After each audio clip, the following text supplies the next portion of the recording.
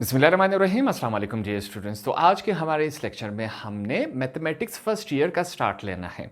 हमारे पास first year mathematics का पहला जो चैप्टर है, हमारे पास कॉम्प्लेक्स नंबर है।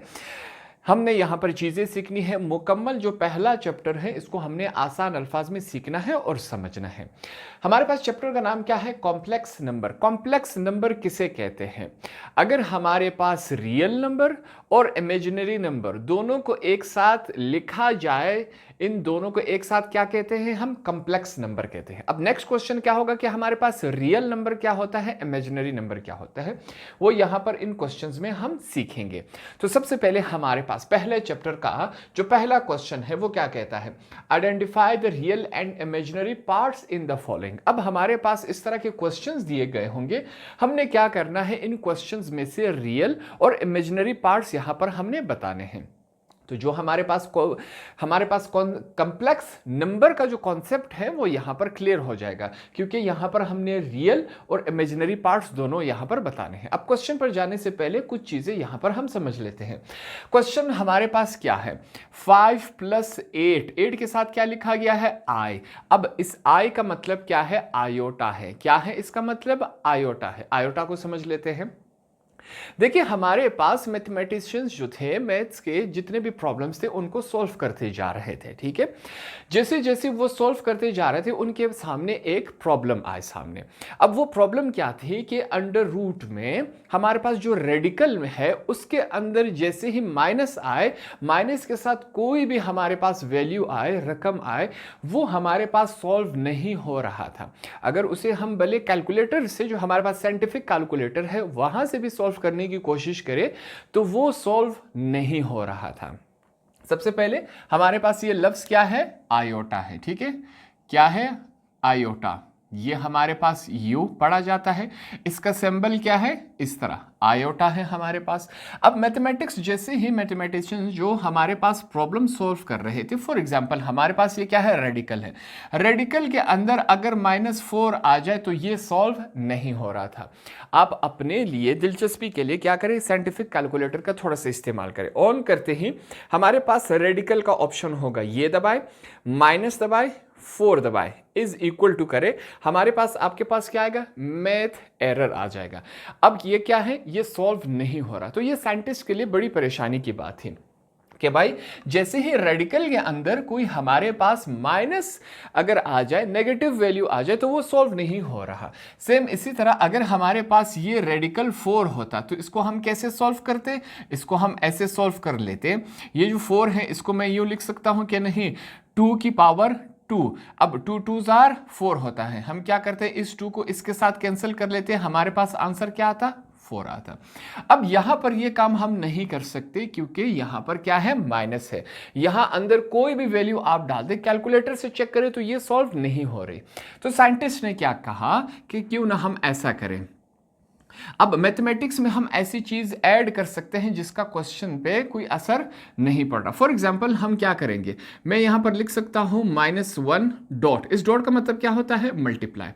अब देखें, माइनस प्लस माइनस, 1 4 4, तो ये भी -4 है, ये भी -4 है। हमने थोड़ा सा अलग तरीके से इसको लिख लिया। नेक्स्ट पे हम क्या करते हैं? -1 को मैं अलग से लिख लेता हूं, रेडिकल डॉट। डॉट का मतलब क्या है? मल्टीप्लाई, और इसको मैं अलग से लिख लेता हूं। फिर से ये दोनों मल्टीप्लाई होंगे, हमारे पास यही शक्ल आएगा। हमने साइंटिस्ट ने क्या कहा? साइंटिस्ट ने क्या कहा कि ये जो -1 है, इनका तरीका इन्होंने क्या निकाला कि रेडिकल -1 जो है, रेडिकल -1 जो है वो बराबर होगा आयोटा के। किसके बराबर होगा? आयोटा के बराबर होगा। तो ये आयोटा यहां से निकल के आया। ऐसे प्रॉब्लम्स जो सॉल्व नहीं हो रहे थे, साइंटिस्ट ने इनको सॉल्व करने के लिए ये काम किया। ये बिल्कुल सॉल्व नहीं हो रहा था, तो साइंटिस्ट ने क्या कहा कि रेडिकल -1 को हम आयोटा के बराबर लेंगे। अब यहां पर इन्होंने क्या किया? हमने माइनस रेडिकल 1 को आयोटा के बराबर लिया, तो इसकी जगह हम क्या लिखेंगे? आयोटा लिखेंगे। डॉट है। ये जो रेडिकल 4 है इसको मैं कैसे लिख सकता हूं? 2 की पावर 2। अब ये 2 इसके साथ कैंसिल हो जाएगा, तो हमारे पास 2 आयोटा। ये आंसर आ गया। तो इस आयोटा को हम क्या कहते हैं? इमेजिनरी पार्ट कहते हैं। क्या कहते हैं? Imaginary part. तो आपको थोड़ा सा आइडिया हो गया होगा कि इमेजिनरी पार्ट क्या होता है, कहाँ से आया, क्यों आया, इसकी ज़रूरत हमें कैसे पड़ी। तो मुकम्मल क्वेश्चन में हम इस आयोटा को पढ़ेंगे। आपकी दिलचस्पी के लिए आपको समझ आना चाहिए कि आयोटा कहाँ से आया, इसको हम क्यों इस्तेमाल कर रहे हैं। तो ये क्या है? इमेजिनरी पार्ट है। ये हमने अपने आप से, ख्यालों से लिया हुआ है। ये प्रॉब्लम सॉल्व नहीं हो रहा था तो हमने अपने आप से इसको इमेजिन कर लिया। इस वजह से इस किसी भी हमारे पास नंबर वैल्यू के साथ आई लगा गया हो, आयोटा लगाया गया हो, तो उसे हम क्या कहेंगे? इमेजिनरी पार्ट कहेंगे। तो यहां पर हमारा कॉन्सेप्ट क्लियर हो गया। जहां पर किसी भी वैल्यू के साथ आयोटा मौजूद नहीं हो तो उसे क्या कहेंगे? रियल नंबर कहेंगे। जहां पर किसी भी वैल्यू के साथ हमारे पास आयोटा मौजूद हो उसे हम क्या कहेंगे? इमेजिनरी पार्ट कहेंगे। ये रियल पार्ट हो गया, ये इमेजिनरी पार्ट हो गया। ये डिफरेंस आपको बेसिक से समझ आ गया। तो इन तमाम क्वेश्चन में हमने यही बताना है कि इन वैल्यूज में हमारे पास रियल पार्ट कौन सा है और इमेजिनरी पार्ट कौन सा है। यहां पर सिर्फ हमने इतना ही बताना है इनको। तो इन तमाम क्वेश्चन को सोल्व करने के लिए हमें एक फार्मूला याद होना चाहिए। वो फार्मूला हमारे पास क्या है? Z is equal to A plus B iota. अब हमें कुछ बातें यहां पर समझनी है। ये जो Z है हमारे पास, ठीक है, ये क्या है? इसे हम क्या कहेंगे? ये हमारे पास क्या है? कॉम्प्लेक्स नंबर है। ये स्टार्ट में आप लिख ले ताकि आपको ये चीजें आगे जाके आसान रहे। इसे हम क्या कहेंगे? कॉम्प्लेक्स नंबर कह लेंगे। ये हमारे पास कॉम्प्लेक्स नंबर हुआ। ये जो हमारे पास A है, अब देखिए यहां पर ये फिगर जो है बिना आयोटा के हैं, तो इसे हम क्या कहेंगे? ये हमारे पास क्या है? रियल पार्ट है। क्या है? रियल पार्ट है हमारे पास। ये बात भी हमें समझ आ गई। अब जिस वैल्यू के साथ आयोटा था, यहां पर एग्जांपल के जरिए हमने समझा था, उसे हम क्या कहेंगे? उसे हम इमेजिनरी पार्ट कहेंगे। ये हमारे पास इमेजिनरी पार्ट हो गया। अब जितने भी क्वेश्चन आएंगे हम कोशिश क्या करेंगे? इन क्वेश्चन को हम इस फार्मूले के तहत उनको डाल लें ताकि हमें समझ आ सके कि हमारे पास रियल पार्ट कौन सा है, इमेजिनरी। बिना आयोटा के वाला जो भी आएगा वो रियल पार्ट हो गया, आयोटा के साथ जो भी नंबर आएगा वो इमेजिनरी पार्ट होगा। कॉम्प्लेक्स नंबर, जैसा हमारे एक्सरसाइज इस चैप्टर का नाम है, कॉम्प्लेक्स नंबर किसे कहते हैं? रियल और इमेजिनरी दोनों नंबर एक ही साथ लिखे जाए तो उसे क्या कहते हैं? कॉम्प्लेक्स नंबर कहते हैं। आपको इमेजिनरी पार्ट समझ आ गया, रियल पार्ट भी समझ आ गया, तो थोड़ा सा हमारा कॉन्सेप्ट क्लियर हो गया। क्वेश्चन की तरफ चलेंगे। नेक्स्ट अब हम क्या करेंगे? हमारे पास सबसे पहले Z क्या है, यहां पर हम लिखेंगे कि ये पूरे जो वैल्यू है हमारे पास कॉम्प्लेक्स नंबर है, तो हम Z लिखेंगे। Z इज इक्वल टू क्या है हमारे पास? 5 प्लस 8 आयोटा। अब यहां पर हम आसानी से बता सकते हैं कि रियल नंबर क्या है। रियल पार्ट बिना आयोटा के, और जिसके साथ आयोटा हो वो इमेजिनरी पार्ट होगा। तो इस क्वेश्चन में सिंपल हम क्या लिखेंगे? रियल पार्ट लिखेंगे साथ में। यहां पर ये रियल पार्ट हमारे पास क्या है? 5 हो गया। साथ में क्या है? इमेजिनरी पार्ट हमने बताना है, तो यहां पर हम क्या लिखेंगे? इमेजिनरी पार्ट भी हमने साथ में। ये आप साथ में लिखते जाए ताकि आपका क्वेश्चन जो है प्यारा भी लगे और चेक करने वाले को समझ आ सके कि आपको ये तमाम चीजें मालूम है कि इमेजिनरी क्या होता है, रियल पार्ट क्या होता है। अब इमेजिनरी पार्ट हमारे पास क्या है? 8 आयोटा। अब यहां पर इमेजिनरी पार्ट में आपने 8 आयोटा पूरा नहीं लिखना, सिर्फ आपने क्या लिखना है? 8 लिखना है, ठीक है। साथ में अगर आप आयोटा लिख लें तो आपका जो आंसर होगा वो गलत शुमार होगा। आपने इस बात का ध्यान रखना है। सिर्फ बताने की हद तक रियल पार्ट में आयोटा मौजूद नहीं होता, इमेजिनरी पार्ट में आयोटा मौजूद होता है। तो आंसर में आपने आयोटा नहीं लिखना, इस बात का आपने ध्यान रखें। तो ये हमारा क्वेश्चन नंबर 1 हो गया। तो सेकंड पार्ट हमारे पास क्या है? 3/2 माइनस 7/2 आयोटा यहां पर मौजूद है। फिर से हमने रियल और इमेजिनरी पार्ट्स बताने होते हैं। हमारे पास हम क्या करेंगे? फार्मूला क्या था हमारे पास? Z is equal to A plus B iota. हमने क्वेश्चन को इस फॉर्मूले के तहत सॉल्व करना होता है। यहां पर हम लिखेंगे Z से क्या है? Complex number. कॉम्प्लेक्स नंबर क्या था हमारे पास? रियल और इमेजिनरी पार्ट्स जब इकट्ठे लिखा जाए तो इसे क्या कहते हैं? Complex number. और कॉम्प्लेक्स नंबर को हम Z से जाहिर करते हैं। अब यहां पर पहला A हमारे पास क्या है? 3/2 माइनस B आयोटा हमारे पास ये है 7 आयोटा अपॉन क्या है? 2 है। ऐसे तमाम क्वेश्चन जो होते हैं हमारे पास जो एमसीक्यूज पार्ट में है वो यहाँ पर अक्सर आते हैं और शॉर्ट क्वेश्चन भी हमारे पास आते हैं, तो इनकी काफ़ी सारी अहमियत इन क्वेश्चंस की। अब आगे चलते हैं, हमने क्या बताना होता है ऐसे क्वेश्चन में। हमारे पास सबसे पहले रियल पार्ट, यहां पर हम क्या लिखेंगे, रियल पार्ट कौन सा है हमारे पास, हमें मालूम है ऐसा फिगर जो बिना आयोटा के लिखा गया हो वो क्या होता है, वो हमारे पास रियल पार्ट होता है। नेक्स्ट हमारा जो है इमेजिनरी। अब यहां पर इमेजिनरी में आपने एक और नई बात सीखनी है। इससे पहले हमने कहा कि आपने इमेजिनरी पार्ट के आंसर में आयोटा नहीं लिखना। अब यहां पर जो है माइनस का साइन आपने यहां पर लाजमी लिखना है। पॉजिटिव साइन हम इस वजह से नहीं लिखते हैं क्योंकि पॉजिटिव हमें मालूम है अगर यहां पर साइन नहीं तो इसका मतलब क्या है, ये 3 पॉजिटिव है। नेगेटिव लिखना पड़ता है, अगर यहां पर नेगेटिव नहीं लिखेंगे आप कहेंगे कि हम समझेंगे ये नेगेटिव है, तो गलत है। ठीक है, नेगेटिव लिखना पड़ता है। -7/2 साथ में हम आयोटा आंसर में नहीं लिखेंगे। अगर आप यहां पर आयोटा लिखेंगे तो आपका आंसर क्या होगा, गलत। इसी वजह से ये क्वेश्चन जो है आपको ट्रिक करने के लिए, गलत करने के लिए एमसीक्यूज में इस्तेमाल होते हैं ताकि आप आंसर में भी आयोटा लिख लें। पार्ट नंबर 3 की तरफ चलते हैं। अब जो क्वेश्चन हमारे पास इस फॉर्म में है, direct real part imaginary part लिख लेंगे। कुछ क्वेश्चन हमारे पास इस फॉर्म में होते हैं जिनको थोड़ा सा सॉल्व भी करना होता है, इनको हम सॉल्व कर लेंगे, इससे हमें कोई इश्यू नहीं है। हमें क्वेश्चन को किस फॉर्म में लाना होता है, z is equal to a plus B iota, हमें क्वेश्चन को इस फॉर्म में लाना पड़ेगा। यहां पर हम क्या लिखेंगे, z is equal to, question हमारे पास किस फॉर्म में है, 2 + 3 आयोटा, बाहर भी क्या है, आयोटा है। अब यहां पर ऐसी सूरत हाल में क्या करेंगे, इस क्वेश्चन को हमने थोड़ा सा सॉल्व करना है। कैसे सॉल्व करना है, हम क्या करेंगे, इस 2 को जो है इस आयोटा के साथ सबसे पहले हमने मल्टीप्लाई करवाना है। मैं लिखूंगा z इज इक्वल टू 2, जब आयोटा के साथ मल्टीप्लाई होगा हमारे पास क्या आएगा, 2 आयोटा आएगा। यहां तक बातें क्लियर हो गई। आगे चलते हैं। अब नेक्स्ट स्टेप में क्या होगा, ये जो 3 आयोटा है वो इसके साथ क्या होगा, हमारे पास मल्टीप्लाई होगा, प्लस लिखेंगे 3 है, एक आयोटा ये रहा, एक आयोटा ये रहा, तो क्या बन जाएगा, आयोटा स्क्वायर बन जाएगा। अब यहां पर आपने एक बात बतानी है इनको कि भाई हमें एक बात मालूम है, वो बात कौन सी है, यहां पर आपने इनको रेफरेंस लाजमी देना है कि आयोटा स्क्वायर जो होता है वो हमारे पास किसके बराबर होता है, -1 के बराबर होता है। ये बात आपने साथ में लाजमी लिखनी है कि हमें एक बात मालूम है, मैट्रिक में हम ये सीख चुके हैं कि आयोटा स्क्वायर जो होता है -1 के बराबर होता है। तो यहां पर हम क्या करेंगे, z is equal to 2 iota plus 3 लिखेंगे। अब इस आयोटा स्क्वायर की जगह हम क्या लिखेंगे, -1 लिख लेंगे, जो कि हमने लिख लिया।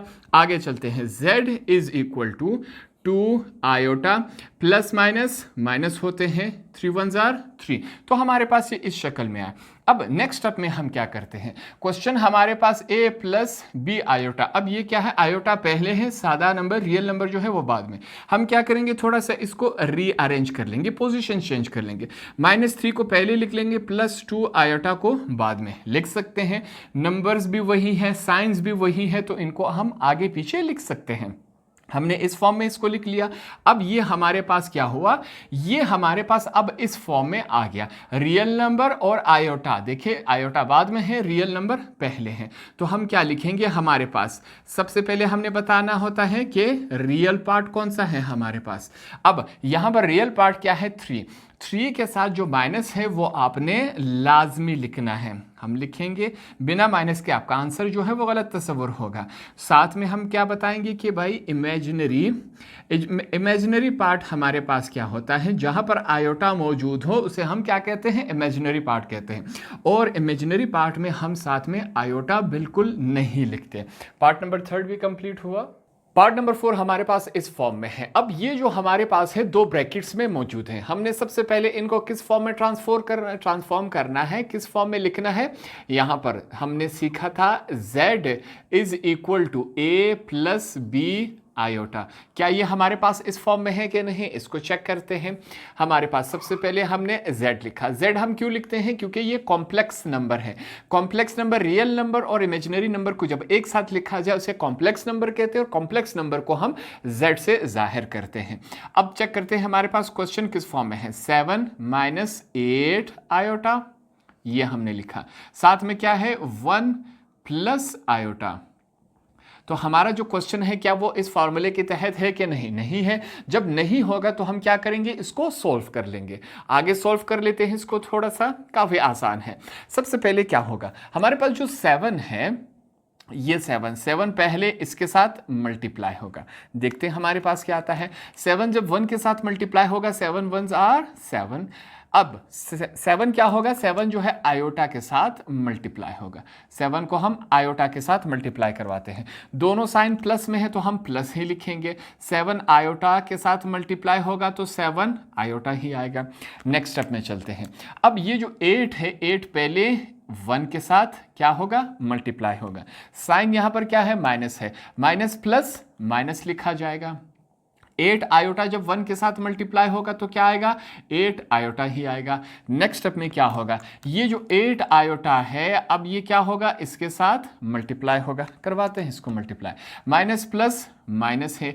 8 आयोटा यहां पर है और 1 आयोटा यहां पर, तो ये किस फॉर्म में आएगा? आयोटा हम स्क्वायर लिखेंगे। हमारे पास इसको जब हमने सॉल्व किया, दोनों ब्रैकेट्स को आपस में मल्टीप्लाई किया, तो हमारे पास ये इस शक्ल में आया। आगे चलते हैं। अब मैं क्या लिखूंगा? z इज इक्वल टू, यहां पर आपने एक बात इनको बतानी है। हमने पहले भी किया था कि जो आयोटा स्क्वायर जैसे ही हमारे पास आ जाए, इसका मतलब क्या होता है? -1। तो आयोटा स्क्वायर की जगह हम क्या लिख सकते हैं? -1 लिख सकते हैं। सॉल्व करते हैं। यहां पर सबसे पहले हम 7 को लिखेंगे। अब 7 आयोटा ये है, 8 आयोटा ये है। -8 आयोटा से 7 आयोटा निकल गए तो हमारे पास क्या होता है? इन दोनों को जब आपस में प्लस माइनस करें, -8 आयोटा से 7 आयोटा निकल जाए तो हमारे पास क्या बचता है? सिंपल एक ही आयोटा बच जाता है। माइनस लिखेंगे, ठीक है, ये दोनों आपस में कैंसिल हो गए। माइनस लिखा, 8 है, 8 हमने लिखा। आयोटा स्क्वायर की जगह अब हम क्या लिखेंगे? -1 लिखेंगे। यहां पर मैंने -1 लिख लिया। इसको आगे सॉल्व कर लेते हैं फिर से। सबसे पहले z आया, 7 लिखेंगे। 7 के बाद हमारे पास माइनस आयोटा यहीं पर मौजूद है, ये हम लिख लिया। माइनस माइनस क्या होते हैं? हमारे पास प्लस होते हैं मल्टीप्लिकेशन में, ठीक है। 8 1s आर 8 होता है हमारे पास, इस शक्ल में आया। अब इन दोनों को आपस में जो सिंपल फिगर्स है, देखें ये भी सिंपल है, इसके साथ कोई आयोटा नहीं, ये भी सिंपल फिगर है, कोई आयोटा नहीं, तो ये दोनों आपस में ऐड हो सकते हैं। ये भी प्लस है, ये भी प्लस है। 8 और 7 को आपस में ऐड करवाया जाए तो हमारे पास क्या बनते हैं? 15 माइनस आयोटा।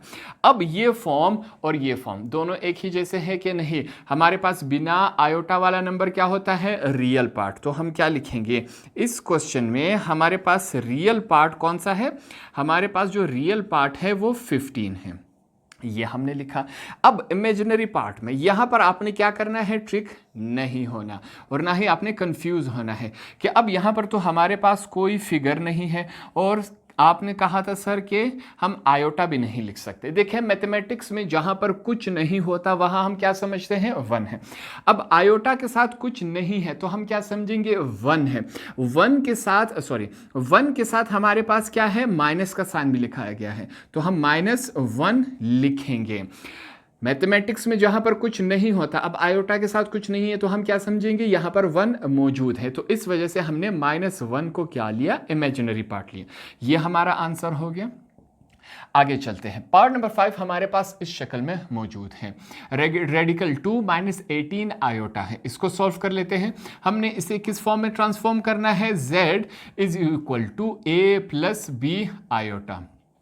क्वेश्चन चेक करते हैं, क्वेश्चन किस फॉर्म में है देखते हैं। हमारे पास सबसे पहले हम क्या लिखेंगे? Radical 2 -18 iota. अगर हम इन दोनों को देखें तो बिल्कुल सही है, हमारे पास क्वेश्चन जो है उस फार्मूले के तहत है, तो हमारे लिए रियल पार्ट यहां पर लिखना क्या है? बहुत आसान है। रियल पार्ट हमारे पास क्या हुआ? बिना आयोटा वाला नंबर हमारे पास क्या होता है? रियल पार्ट होता है, तो ये हमारे पास क्या हुआ? Real part. अब इमेजिनरी पार्ट क्या होता है? जहां पर हमारे पास कोई भी आयोटा लिखा गया हो नंबर के साथ, तो वो हमारे पास क्या होता है? Imaginary part. हम क्या लिखेंगे? -18। ये साइन आपने नहीं बोलना, अगर नेगेटिव है तो लाजमी यहां पर लिखेंगे और साथ में आयोटा हमने आंसर में नहीं लिखना होता। क्वेश्चन नंबर 1 का हमारे पास लास्ट पार्ट नंबर 6 इस फिगर में मौजूद है। अब यहां पर क्या है, सिंगल फिगर है, सिंगल नंबर है। इससे पहले जितने भी क्वेश्चन आ रहे थे हमारे पास फिगर ज्यादा थे। बेहतरीन क्वेश्चन है, आपको ट्रिक करने के लिए आपके एमसीक्यूज में आ सकता है इस तरह के क्वेश्चंस कि अब आपने इसका रियल पार्ट भी बताना है और इमेजिनरी। अब एक ही नंबर है, हम कैसे दो पार्ट्स बता सकते हैं। इस क्वेश्चन को सॉल्व करते हैं। सबसे पहले हमने क्या करना होता है, क्वेश्चन को हमने इस फॉर्म में तब्दील करना होता है। क्या है, z is equal to a plus B iota. अब देखते हैं हमारे पास ये क्वेश्चन किस फॉर्म में है। z लिखेंगे इज इक्वल टू a की जगह तो हम 3 लिख लेते हैं यहां पर।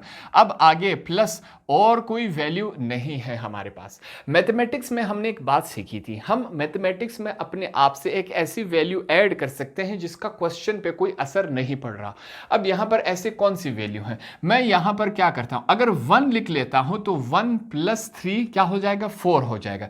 तो 1 से इस दफा क्या हो रहा है, असर पड़ रहा है। जिस तरह यहां पर हमने क्वेश्चन किया था कि यहां पर हम एक ऐसी वैल्यू, क्या यहां पर 1 हमने इस वजह से लिखा था इस क्वेश्चन में क्योंकि यहां पर हमने कहा था जहां पर कुछ नहीं होता वहां पर 1 होता है। अब यहां पर हम क्या कर रहे हैं, अपने आप से एक वैल्यू ऐड कर रहे हैं। ठीक है, अब यहां पर एक ऐसी वैल्यू ऐड करेंगे जिसका क्वेश्चन पे असर नहीं पड़ रहा। मैथमेटिक्स में हम ऐसा काम कर सकते हैं। वो कौन सी वैल्यू है, वो हम 0 ऐड कर सकते हैं, साथ में हम आयोटा लिख लेंगे ताकि हमारा जो क्वेश्चन है वो इस फॉर्म में तब्दील हो सके। ठीक है, अब 0 3 के साथ ऐड हो जाए वही 3 ही आता है। अब हमारा जो क्वेश्चन है वो इस फॉर्म में तब्दील हो गया। हम क्या लिखेंगे, अब हम क्या लिखेंगे, हमने करना है रियल पार्ट बताना है कि इस क्वेश्चन का हमारे पास रियल पार्ट कौन सा है। रियल पार्ट हमारे पास बिना आयोटा का जो भी नंबर लिखा गया हो वो रियल पार्ट होता है। नेक्स्ट हमारे पास क्या है, इमेजिनरी हमने बताना है कि इसका हमारे पास इमेजिनरी पार्ट क्या होता है। इमेजिनरी पार्ट, अब यहां पर आप कहेंगे हमने फिर से क्या लिखना है, 1 लिखना है। यहां पर हम 1 नहीं लिख सकते। ठीक है, अब यहां पर हमारे पास 0 मौजूद है तो यहां पर हमने 0 ही लिखना होगा। यहां 0 हमने लिख लिया, आयोटा साथ में हम नहीं लिखते तो ये हमारा क्या हुआ, आंसर हो गया। तो इस तरह हमने हमारे पास जो एक्सरसाइज 1.1 है इसका क्वेश्चन नंबर 1 के तमाम 6 के 6 पॉइंट्स यहां पर हमने आसानी से सॉल्व कर लिए। होप आपको ये आसानी से समझ आ गया होगा।